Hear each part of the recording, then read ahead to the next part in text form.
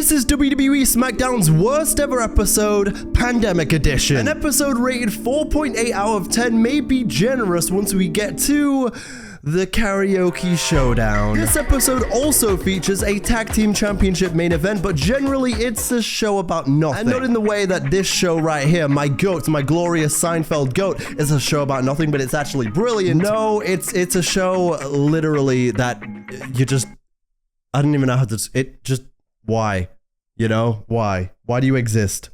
What's the point? I will say though, IMDb has rated this episode as TV-14. I mean, what exactly do they do in that karaoke segment? I mean, but WWE during the pandemic is largely something I miss. It was a time where the world didn't really feel real in many ways, and every day for that initial few months kind of just blended together. It's like 2020 began as this year full of optimism, this decade full of optimism. Who knows what was gonna lie ahead? And then, gosh, that's tragic. Kobe has died in a helicopter crash.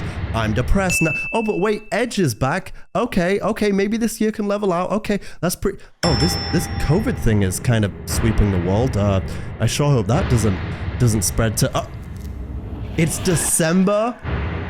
What? I also just have absolutely no interest in professional wrestling without the fans. Like, I'm sorry if that's a controversial opinion. To me, the fans are what make this not completely ridiculous and add atmosphere into the show. And the Performance Center era where they'd have upcoming talent be the crowd felt very artificial to me. Or, I mean, gee, even in the Thunderdome era where they'd pipe in fake crowd sound like this was a WWE 2K My Career Universe video.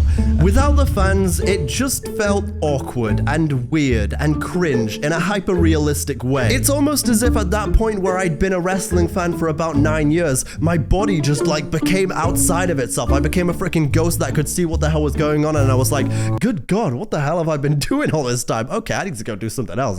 Which is when my Fall Guys addiction would hit its absolute peak. And it also doesn't help that this era is coming off the back of a 2019, which was largely, what's that word? Mid in spots. You look at the lingering effects of Baron Corbin or Hell in a Cell 2019, or even WWE shit, crap. WWE shit. WWE shit ass fucking shit. AKA the worst wrestling game of all time. Rock just got word. It's time! What? A new challenger has entered the arena? What? Who could that be? On the plus side of this era, and as you'll see on this episode, they did have a good amount of talent to work with, but they didn't quite know how to work with the talent they had. You look at stars like John Morrison and Jeff Hardy, who truthfully should have done a lot more in their most recent WWE stints. Now, one thing I will go ahead and say about the pandemic era of professional wrestling is that AEW did it way better. Listen, I totally get it. It's easy to go ahead and say, oh, AEW fell off. AEW is mid now. How do you do this storyline in AEW? How do you go from Bryan Danielson's arguably biggest moment to facing someone as mid as Jack Perry? Oops, that was too specific. No, I ain't even gonna lie. You know what? I love a bit of Jack Perry slander because obviously I'm a fucking diehard, you know. But with that being said, that match, and I say this on the lowest of key, the match they had at All Out was... It was good job, Jack. But during the pandemic, when you had Matt Hardy and the emergence of Brody Lee, may God rest his soul, it felt so much more fun despite the fact that they were employing very similar tactics. The crowd in AEW and the overall arena felt like it worked way more than it did for WWE. And I mean, even still, when it comes to the whole pandemic era of professional wrestling, I didn't really start watching full time again until like mid-2021. But props where it's due, especially when it comes to AEW, I gotta go ahead and say, pandemic AEW, I enjoyed, okay? And I feel like they had a running start coming out of it. The CM Punk stuff, they did well during that time. All Out 2021, we will never forget you. This episode of SmackDown opens up with an episode of Miz TV featuring Jeff Hardy. A man who seriously pioneered dance moves like the Dougie, the Whip, and the Nene. What? You know what I'm talking about? Dun, dun, dun. Ah, John Morrison, forced to be a comedic buffoon, born to be a serious baller. I also absolutely can't stand when WWE does this, and it used to happen all the time back in the vintage era, when there would be a particular social trend where they would be absolutely off the ball with, or they'd just be too late to it, or they'd just make it cringe in general. It's like, just don't even try it, really. Do you know what I mean? I know we kind of live in a society nowadays where cringe can kind of be for anything. Like, you can find anything cringe, and it's kind of on a scale where it's decided by you. Like for you personally, this kind of content could be the most hilarious thing in the world. For a guy like me, it makes me want to go ahead and call up Cameron Brink and get her to suffocate me with her. I love how Jeff Hardy right there was like, okay, come on, man, that's enough. Come on, let's move on. I think everybody has that one friend in the group who's a little too crackhead energy and needs to tone it down. Kind of like the current state of the bloodline. Like all those guys were moving around like Perk Angle the other week. That Samoan Sugar is hitting good. You have an incredible, amazing clip. What clip? I don't have a clip. You don't have a clip? I don't have a clip. He doesn't have a clip. Do you have the clip?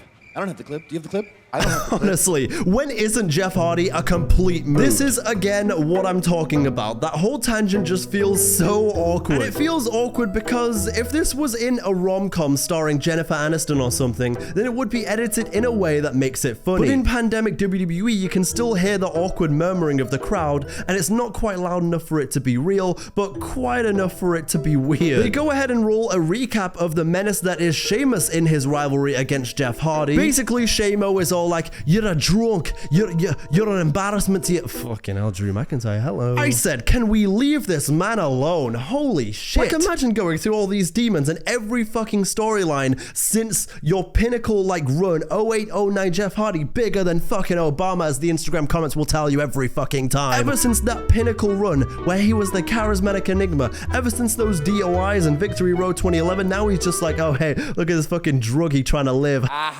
Leave my boy alone. Surely there are other storylines you can do with Jeff Hardy that aren't just, hey you, yeah, you're extreme. An extreme danger to society. If I could just shut him up, it would confirm that I'm resilient, my spirit is strong, and that I'm turning things around. Credit where it's due though, their match at Backlash in 2020 is pretty decent, okay? I'm just really glad that this rivalry didn't get to the point where they were really taunting Jeff Hardy with booze and drunken shenanigans in the form of a sitcom. I'll do it right in front of your face. I'm gonna chug 15 beers right now.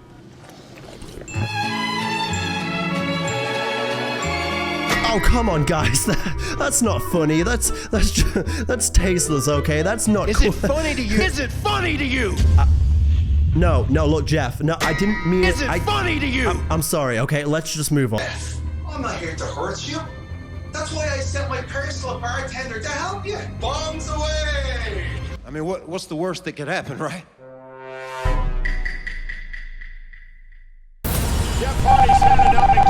Jeff's face is hilarious here after they cut back. He's like, ooh, yeah, I probably shouldn't have smashed that My Rise 2K call looking ass motherfucker over the head with a bottle. Ooh. Yeah, if y'all keep this up, I'm about to break something. Now the crowd at this point goes from awkward to straight up prison riot.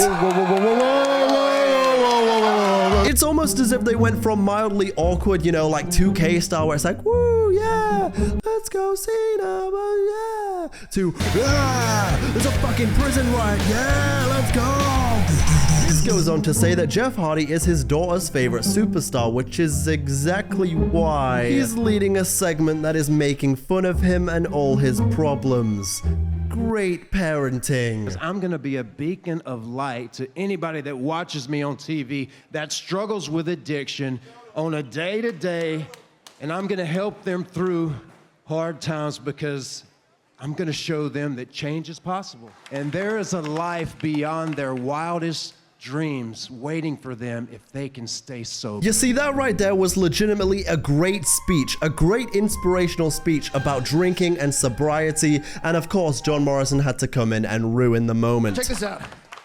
Goosebumps. I really want to make a video talking about John Morrison. I just have so much to say. Like, don't get me wrong, not even in the slightest way am I anti-John Morrison or anything. I hate the way he's been treated over the years. Do you know what I mean? I actually love it. Yeah, it's like a handicap match, right? The alcohol and the Celtic butthole. I mean, come on. This is epic. This is awesome. The Celtic butthole. What is that? Some kind of sequel to the South Park game where you go to Ireland? Long story short, this segment drags on for way too long. Jeff accepts the idea of fighting Sheamus again and says, fuck you guys, and punches them in the face. Jeff Hardy trying to catch him off guard, trying to take a shortcut. Understandable. Have a nice day. It leads to a match between Jeff Hardy and The Miz, which wasn't terrible. It was entertaining at times, such as when The Miz whips out a springboard springboard and Jeff counters it into a twist of fury. Now, I have two things to say. Now, if we're really thinking about this, within the WWE universe, why would you go ahead and hit the twist of fury, which is in the same starting animation, word to create a finisher, as the twist of fate? The twist of fate, which has won you more matches. Why would you not just go ahead and hit that and, you know, win? Could you be any more stupid? Second of all, I don't think The Miz will ever, truly, until he retires, get as much respect as I think he deserves, but he is awesome, his bag is deep, and I swear, one day, people will see the vision I see, okay? And that's not me going ahead and saying, oh, nobody loves The Miz, I'm some kind of hipster, no, I know a lot of us love him, but I still don't think enough people are like, this guy's the fucking, like, he's indeed awesome. Like, sure, you can go ahead and be like, oh, The Miz shouldn't have main evented WrestleMania 27. It's the worst WrestleMania of all time. Whatever, okay? Look at the men's track record since then, okay? Okay, I'm saying okay too much, but I love The Miz. End of point. I also do really like the more HD camera they were using in the Performance Center. It certainly seemed better quality anyway than the one they use when they're traveling the country. Hey, John Morrison, could you go ahead and give me your best impression of Jungle Boy's old theme song? I love that song so much. I honestly don't think anything could ever ruin.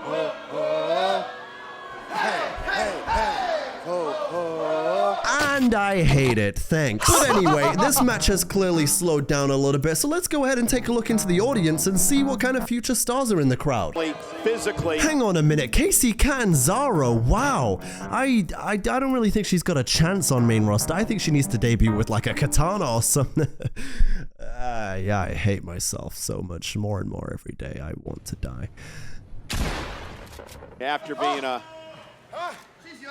poked and prodded by Miz and Morrison. What the fuck did he just say? She's young? You sound like Cody Co trying to decide who next to sleep. Play off his adrenaline now.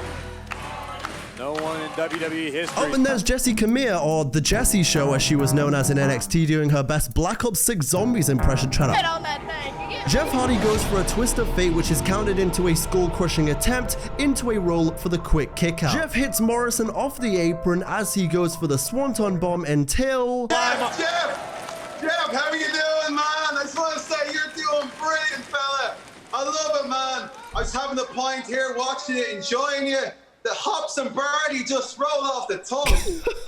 I don't even know what to say about this episode at this point. I'm like, this dude Sheamus is a professional drunk. It looks as if it is the fucking morning in Ireland, and this guy's like, do you know what, mate? I could go with a fucking little pint with me breakfast with me fucking Cheerios or something, mate. Are you a fan of Crave, Jeff Hardy? Of course you know, you fucking pisshead drunk. Oh my gosh. Hardy though rolls through, stacks off and got him. Hardy got him.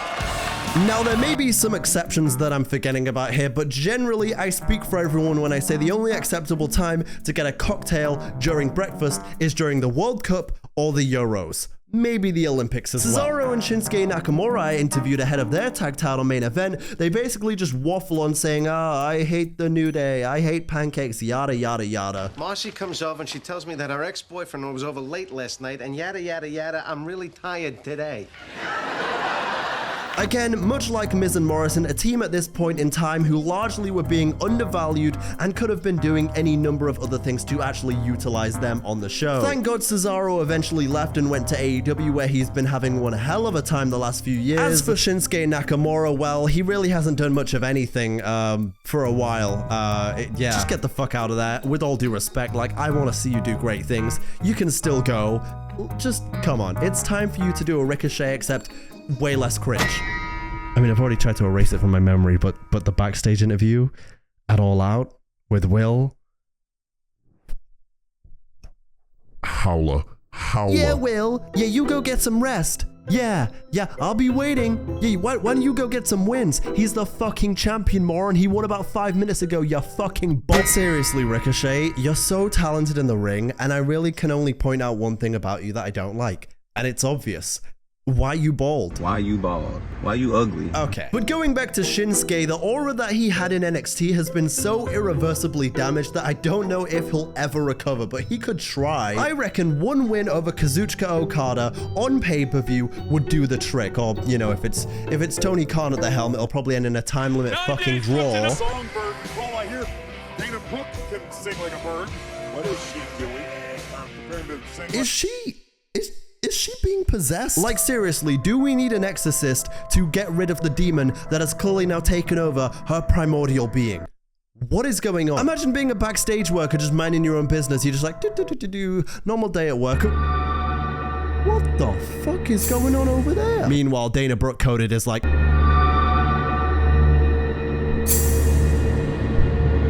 tag team champions against former tag team champs Alexa Bliss and Nikki Cross. Up next on this episode, they cut back to the tag match between Sasha Banks and Bayley against Alexa Bliss and Nikki Cross, which was the high point of the show for me at this point. There's a great spot in this match where Bayley and Sasha start shouting at commentary, and then Nikki just starts going all Biggie Langston with the title. But let me go ahead and say this. Pandemic era Sasha and Bayley, shut up!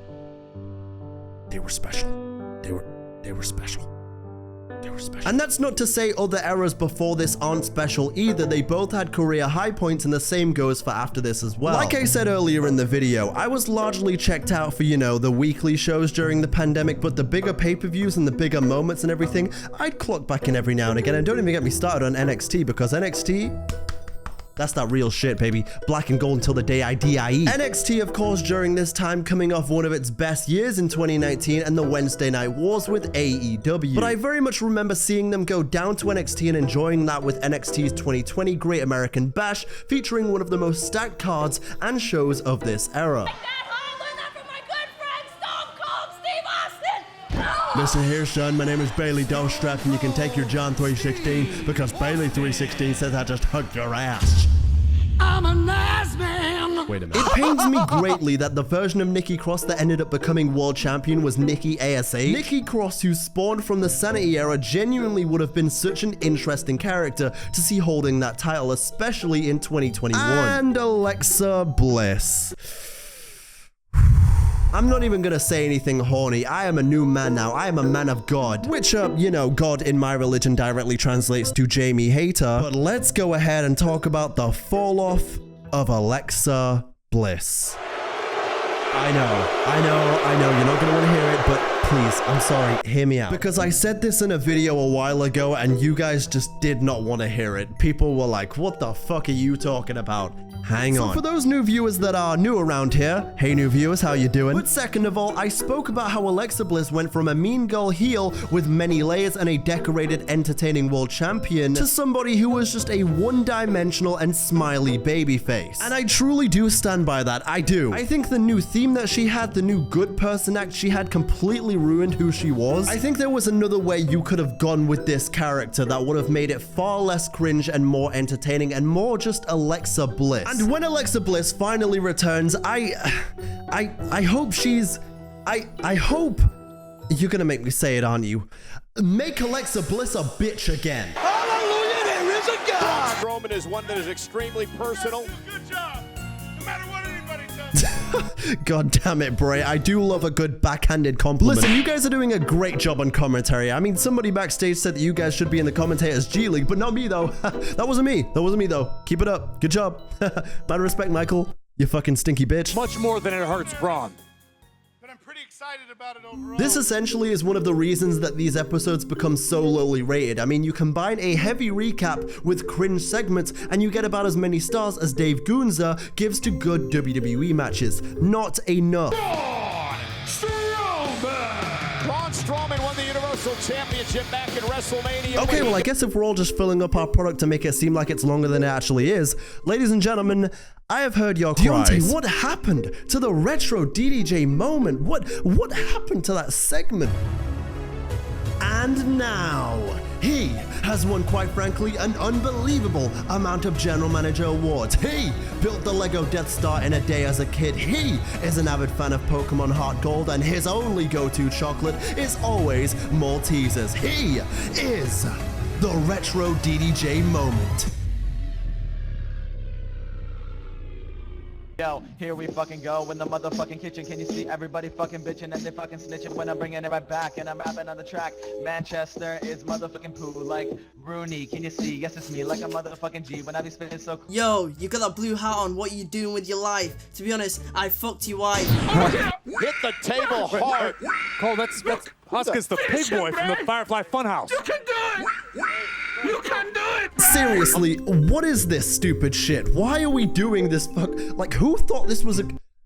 I'm not gonna crash out on video. I'm not. It's okay. It's in the past. Woke up on the wrong side of the bed this morning. But yeah, Bray Wyatt versus Braun is weird. Much like that entire very unique Money in the Bank pay-per-view with those special ladder matches. We'll talk about this one more down the road. Shinsuke, former Royal Rumble winner, former United States champion, former Intercontinental champion, and Cesaro, former multiple-time tag team champion, former United States champion. I miss Big E so much, man. Like, I really truly hope if that man wants to wrestle again, he gets to do so, because what a fucking star. Hey, it's karaoke time! Finally! In the words of the Joker, and here we go. I keep spinning real slow. I can't wait to be alone with my baby tonight. Genuinely sounds like a chicken being strangled. Like, if Bart Simpson tried to sing mid-father abuse, this is what it would sound like. My baby tonight. Oh Lord, would you look at it? Oh, Jesus. You know, Lacey, maybe just take your clothes off for money. I don't really think you're good at anything else. Cooking here, brother. I bet he can't wait to be with you either. Hey, next up. Jay, that's a horny bonk on your head. Calm down. I'm changing the password to our shared subscription, and our handicap match with Macy Estrella is cancelled. Oh, what did I just say? What was that? Who's my town and my pink cat? Inside my honky tonk. Sing it with me, guys! You gotta love it. Oh, hey, low key.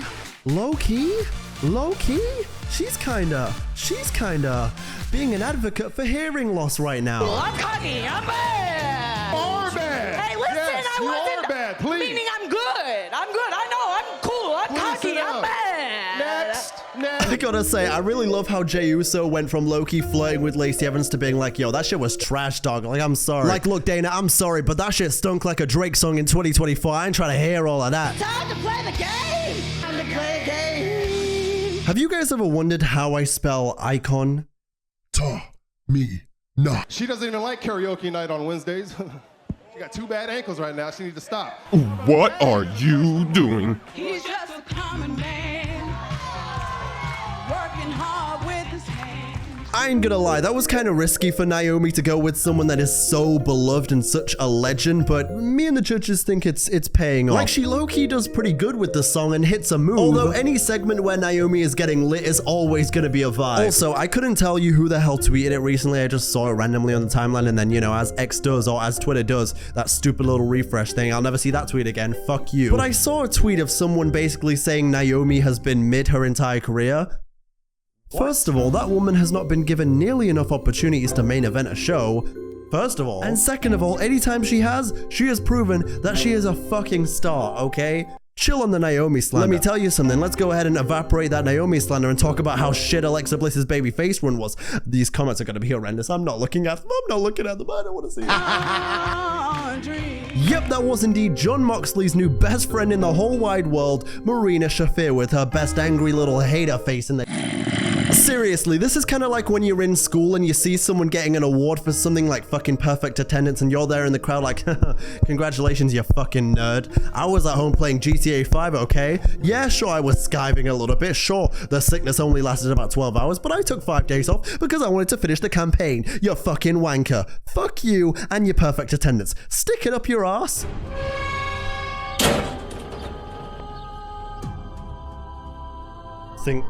Things got a little bit heated there, brother.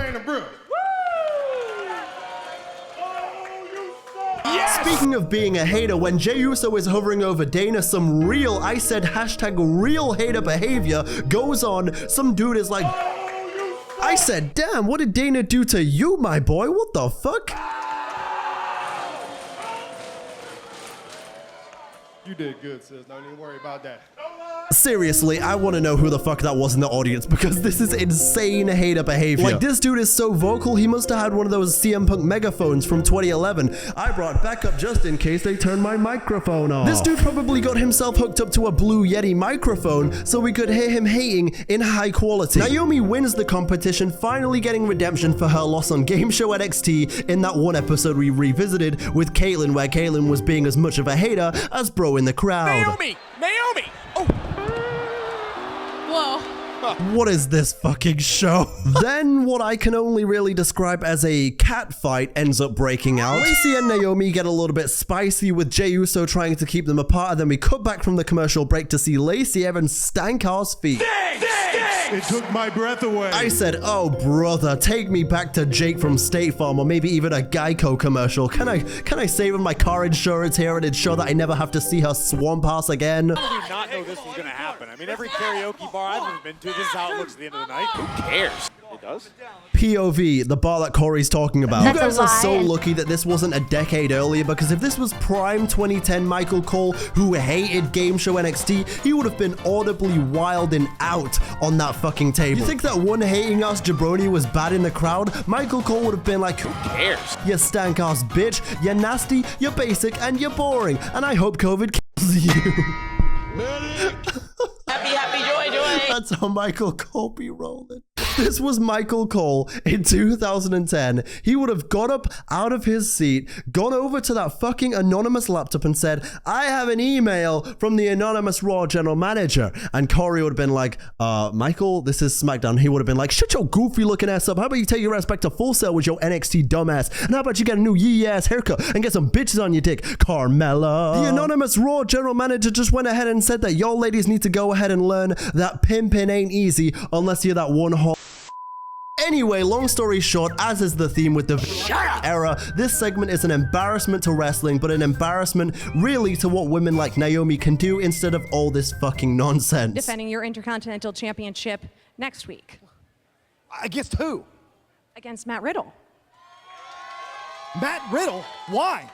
I mean, who's he ever been? AJ Styles right there sounding like every bitter legend that has ever existed. Listen, I'm the phenomenal AJ Styles, and quite frankly, you know, I'm just gonna go ahead and say this right now, Renee. Why? I don't give a fuck who's on top right now. I mean, who he ever beat, quite frankly. The gay community. The gay community. But nonetheless, it was now time for the main event of this nothing of a SmackDown.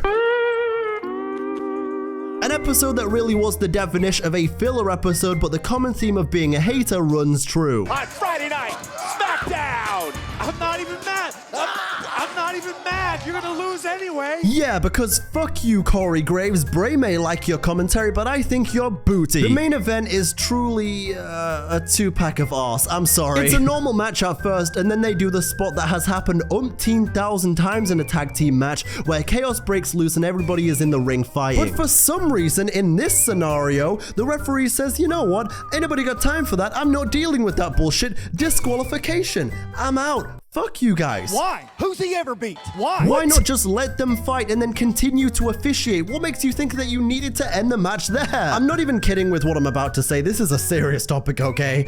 Referees are out of control across all of sports, and they have been for some time. We got fucking VAR cam now in WWE. What the fuck happened to the beautiful game? What happened to the game I love? But I will go ahead and say, the whole powerbomb through another man on the table ending from the top rope, that was pretty fire, I won't lie. As the show comes to a close with Cesaro and Nakamura holding up the titles. I mean, Jesus Christ, it took like 2 hours, but credit where it's due.